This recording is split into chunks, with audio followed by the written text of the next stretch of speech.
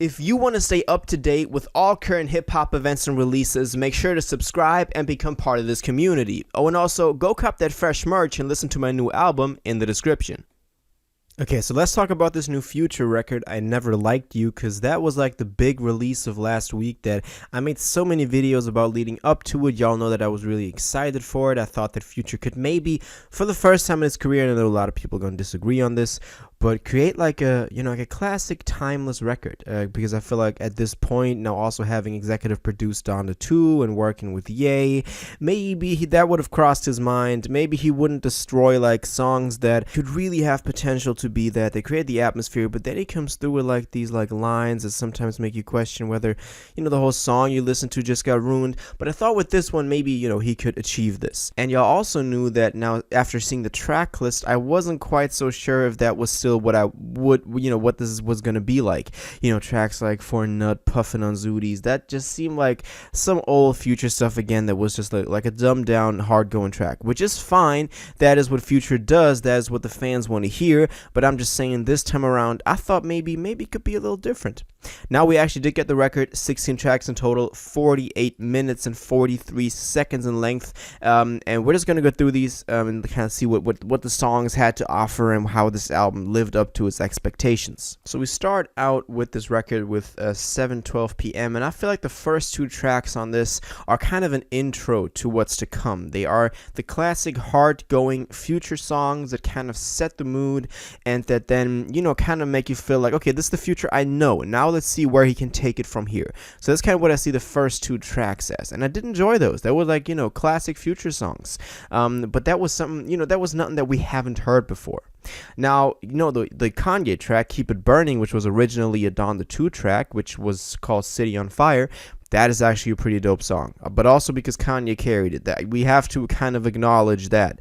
But still, ATL Jacob on the production. ATL Jacob is. I'm gonna get into this later on in this video, but this dude is getting to GOAT status, bro. Anyway, Keep It Burning, fire track. Future also did really well on his verse, so make sure you go check that out, and also the video they dropped for it. Then right after that, we have that Gunna and Young Thug track For Nut. Now, this was exactly what I thought it was going to be.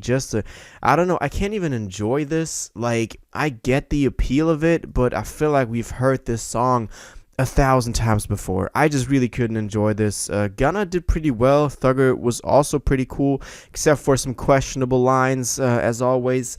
But yeah, this track is really not something that I'm going back to. Kind of what I expected.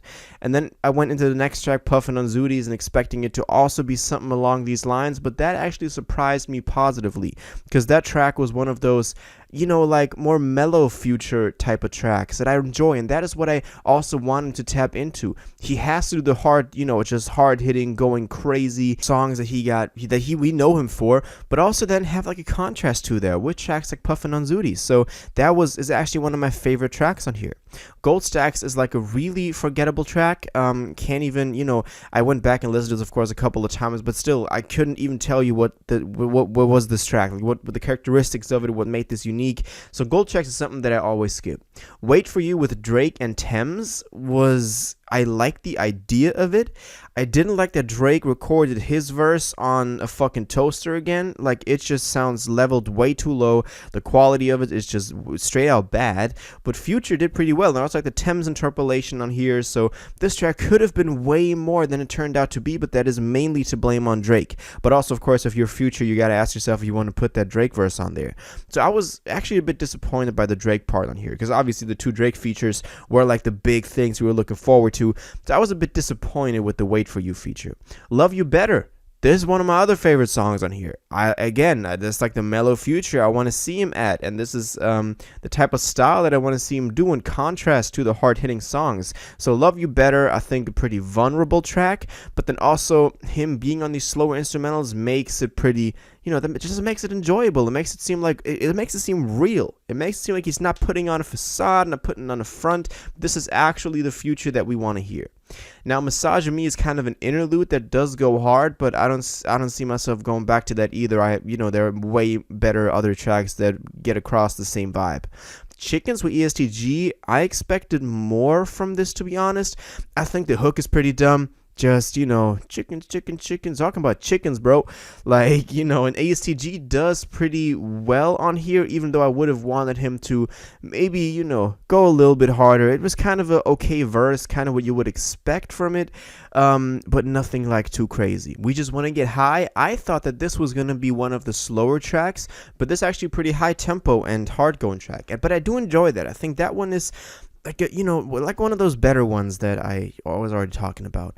Voodoo with Kodak. Now this one is kind of, I'm torn on this one because Kodak can really make or break a song. Like sometimes Kodak features just ruin songs completely, but at other times, this can really, work out to be a feature that does contribute to what this, record has to offer. And I think on this one it did. I think on this one Kodak actually did pretty well.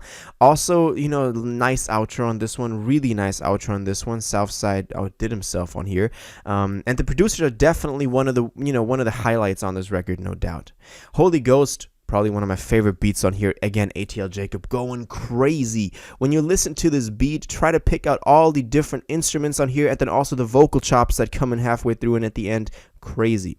The way things going, also one of my favorite tracks. As I said, one of those slower ones that I just want Future on.